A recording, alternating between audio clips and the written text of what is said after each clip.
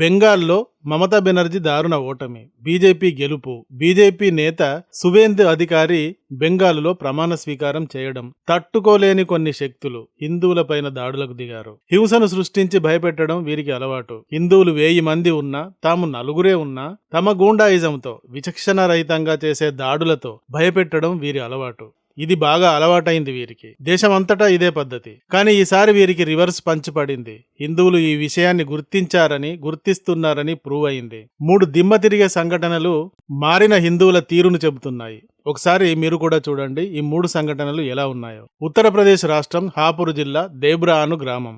ఈ గ్రామంలో మొన్న మే 9వ తేదీన మహారాణా జయంతి ఉత్సవాలని అక్కడి ప్రజలు, ముఖ్యంగా యూత్ జరుపుకున్నారు. ఈ సందర్భంగా ఒక ఊరేగింపు తీశారు. ఆ ఊరేగింపులో కనీసం 9,000 మంది యూత్ పాల్గొన్నారని అంచనా. దేశవ్యాప్తంగా జరుగుతున్న పరిణామాలను చూస్తూ ఉంటే ఒకానొక వర్గానికి కింద పైన మంట పెట్టినట్టుగా అనిపిస్తూ ఉంది. బెంగాలులో మమతా బెనర్జీయే గెలుస్తారని అంతా గట్టిగా నమ్మారు. అంటే బెంగాలులో నియర్లీ 30% ముస్లిం సామాజిక వర్గానికి చెందిన ఓటు బ్యాంకు ఉంది. ఈ బ్యాంకు గంపగుత్తగా మమతకే వేస్తుంది. At a same time Hindu vote bank అక్కడ 68% ఉంది. కానీ 68% ఓటు బ్యాంకు బీజేపీకి మాత్రమే వేయదు.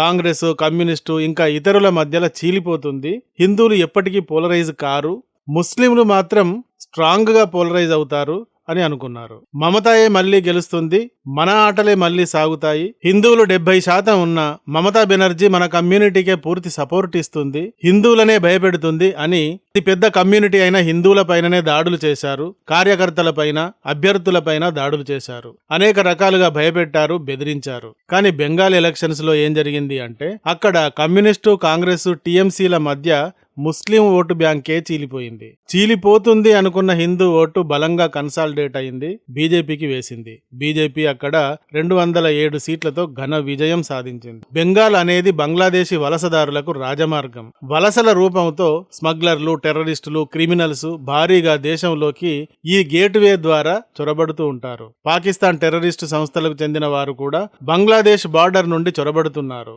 భారత్లో జరిగే అల్లర్లకు, హింసకు, నేరాలకు వీరు కారణమవుతున్నారు. భారత్లో హింసను సృష్టించి భయపెట్టి పైచేయి సాధించాలి అనుకునే ఇస్లామిక్ జిహాదీ మూకలు కొన్ని ఉంటాయి. ముస్లిం కమ్యూనిటీ అంతా అలా ఉంటుందని చెప్పడం నా ఉద్దేశం కాదు. కొన్ని జిహాదీ మూకలు ఉంటాయి. ఈ మూకలకు బలం ఏమిటి అంటే పాకిస్తాన్, బంగ్లాదేశ్లు. ఈ దేశాల నుండి చూడబడే మూకల వల్ల, అక్కడి నుండి సప్లై అయ్యే ఆయుధాల వల్ల అండ్ ఫండింగ్ వల్ల.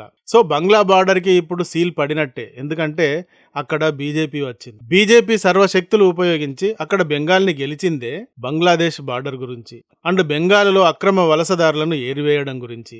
ఇక్కడ కూడా బీజేపీ గెలవడాన్ని దేశంలోని తీవ్రవాద గ్రూపులకు మింగుడు పడకుండా ఉంది. వారికి ఒళ్లంతా మంటలు పుట్టినట్టు అయింది. అందుకే 9వ తేదీన దేహ్రా గ్రామంలో ఈ సంఘటన జరిగింది. 9,000 మంది యువకులు మహారాణా ప్రతాప్ జయంతి ర్యాలీని చూసి ఓర్చుకోలేకపోయారు. ఇళ్ల పైకప్పులకు ఎక్కి ర్యాలీ పైన రాళ్లను విసిరారు. వీరికి ఎంతగా మండుతుందో దీనిని చూస్తే తెలుస్తుంది. ఈ దేశంలో ఉంటారు, ఈ దేశంలో తిండి తింటారు, ఈ దేశంలో పంటారు, ఈ దేశంపై మండుతారు.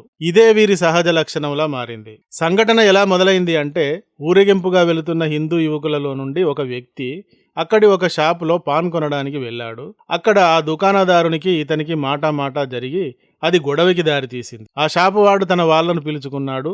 వారు కొందరు వచ్చి ఇళ్లపైకి ఎక్కి 9,000 మంది ఉన్నారన్న భయం కూడా లేకుండా రాళ్లను విసిరారు. మీకు ఇందుకు సంబంధించిన వీడియో ఫుటేజ్ని చూపిస్తున్నా చూడండి. ఇలా మొదట పైనుండి వీరు ర్యాలీ పైకి రాళ్లను విసిరారు. తర్వాత కింది నుండి వీరు కూడా పైకి రాళ్లను విసిరారు. కానీ కింద నుండి పైన ఉన్న వారిని టార్గెట్ చేయలేరు కాబట్టి హిందూ యువకులు పైకి ఎక్కి రాళ్లు విసురుతున్న వారిని పట్టుకుని చితకబాదారు. ఇళ్ల పైకప్పు రేకులను కాళ్లతో పగలగొట్టారు, ధ్వంసం చేశారు. ఆ తర్వాత పోలీసులు వచ్చి అదుపు చేశారు. దేహ్రా గ్రామంలో మొత్తం జనాభా 18,000 దాకా ఉంటుంది. ఇక్కడ మెజారిటీ కమ్యూనిటీగా ముస్లిం సామాజిక వర్గం ఉంటుంది. 90% ముస్లిం కమ్యూనిటీ ఉంటుంది అన్నది ఒక అంచనా. మరి 90% ఉన్నా కూడా హిందూ యువకులు భయపడకుండా అక్కడ రివర్స్ దాడులు చేశారు. ఇలా బెంగాల్ని చూసి తట్టుకోలేక మండితే ఆ మంటను వీరు అక్కడ గట్టిగా చల్లార్చారు. ఇలాగే మరొక ఇన్సిడెంట్ కడపలో జరిగింది. ఈ సంఘటన కూడా మే 9వ తేదీనే జరిగింది. కడప జిల్లా ఆల్మాస్పేట సర్కిల్ అను ప్రాంతంలో హనుమాన్ జయంతి సందర్భంగా ఏర్పాటు చేసిన హనుమాన్ ఫ్లెక్సీల పైన గుర్తు తెలియని వ్యక్తులు స్టిక్కర్లు అంటించారు. ఇది ఘర్షణలకు కారణం. అయితే ఈ సర్కిల్కి టిప్పు సుల్తాన్ సర్కిల్ అన్న పేరు పెట్టాలి అని ఒక కమ్యూనిటీ కోరింది. కానీ టిప్పు సుల్తాన్ ఒక పరాయి పాలకుడు. అతడిని పేరు ఇక్కడెందుకు పెట్టడం అని ఈ సర్కిల్ కి హనుమాన్ సర్కిల్ అన్న పేరు పెట్టాలి అంటూ మరొక వర్గం కోరింది. అలాగే సర్కిల్లో 30 అడుగుల హనుమాన్ విగ్రహాన్ని ఏర్పాటు చేయడానికి ప్రయత్నించారు. దీంతో ఈ హిందూ ప్రత్యర్థి వర్గం దాడులకు దిగింది. ఫ్లెక్సీలను చించేసి రాళ్లు రువ్వడం ప్రారంభించింది. ఇలా రాళ్లు రువ్వి హింసను సృష్టించి భయపెట్టడం అనేది వీరి ప్రత్యేకత, వీరికి పుట్టుకతో వచ్చిన సహజ లక్షణం. వారు దానినే అక్కడ కూడా ప్రదర్శించారు. కానీ కాలం మారింది. దేశవ్యాప్తంగా బీజేపీ అప్రతిహత విజయాలు సాధించి దేశం అంతా హిందూ కన్సాలిడేట్ జరిగినట్టుగా సూచించింది. కాబట్టి ఇటు నుండి వీరు కూడా వాళ్లకు గట్టి సమాధానం చెప్పారు. ఈలోగా పోలీసులు వచ్చి రాళ్లు విసిరే విద్యలో ఆరితేరిన వారిని చితకబాది తరిమేశారు.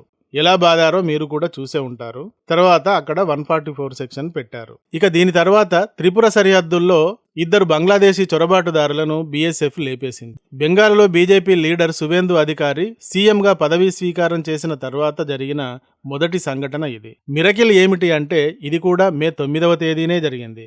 త్రిపురలోని సెపాహిజాలా జిల్లాలోని కమలాసాగర్ బోర్డర్ అవుట్ పోస్ట్ కి సమీపంగా ఈ ఇన్సిడెంట్ జరిగింది. 2 బంగ్లాదేశీ పౌరులను కాల్చేసింది బీఎస్ఎఫ్. 10-15 మంది బంగ్లాదేశీలు అక్రమంగా సరుకులను స్మగ్లింగ్ చేస్తుండగా బీఎస్ఎఫ్ సైనికులు వారిని అడ్డుకునే ప్రయత్నం చేశారు. కానీ వారు అక్కడ కూడా తమ రాళ్లు రువ్వే విద్యను ప్రదర్శించారు. మరి అక్కడ జరుగుతున్నది బార్డర్ స్మగ్లింగ్, ఇటు ఉన్నది సైనికులు.